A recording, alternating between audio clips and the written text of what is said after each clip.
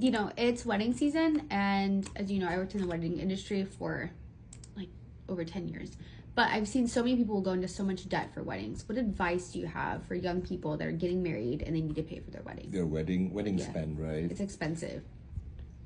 I mean, I get it. Everybody, it's a thing. It's a big deal for most people. It's So an I industry. get the spend, but there's, here's the things that I would look out for when you have to spend a lot on something like this. That's kind of an event thing, and you're not investing in something, Right. but you want to spend. I get that.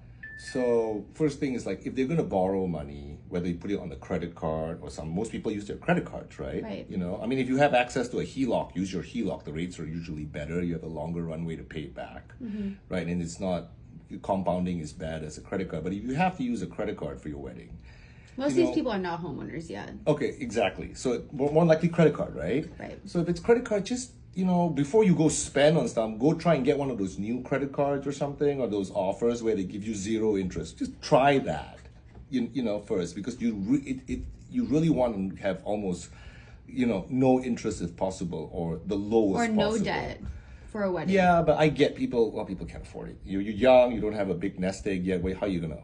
You borrow from your parents. Basically borrow the money. Do a little bit of work trying to find the lowest interest rate to borrow the money for, whether it be a credit card, friends and family, whatever it is, right? But I think the biggest and most important thing that I hear from you, the stories I hear from you, is when you borrow money from your wedding, make sure you stay within your budget, and how you determine the budget is repayment capability. Know how much you can afford and have a plan to pay it off.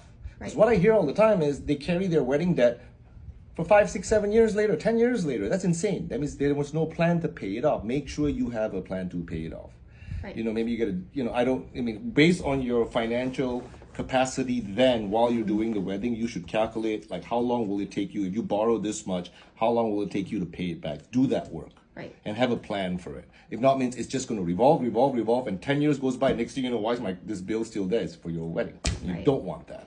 And just as someone that worked in weddings, I would add 40% wiggle room to your budget, because there's always hidden fees, taxes that they add on, Or gratuities is on another that point, 20%. On that point is if you start with what your affordability, you have to calculate your affordability, right?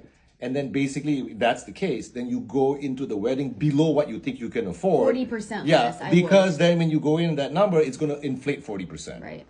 And also these wedding vendors, they prey on the emotional state that a lot of 100%, women are in. everybody does. You need this, Or you it's need this, perfect, you need that, it's your you need big this. day, it's the most Yeah, important day of your life. Just don't fall prey to... Good advice. Exactly. No, don't fall prey Just to the be objective marketing. with it. Just We be eloped. very objective with it. Yeah. Don't get me wrong, we spent money, but we eloped. Well, I just prefer to spend the money on ourselves than other people. And that's how I looked at it. Yeah. Yeah, you went for a shopping spree was better than spending money on some vacation. people who show up and you feed them and you don't know who the hell they are after that, just for a couple of pictures. Rather go buy some stuff. Well, that's us. But Yeah. anyway, eloping is also great. Yeah.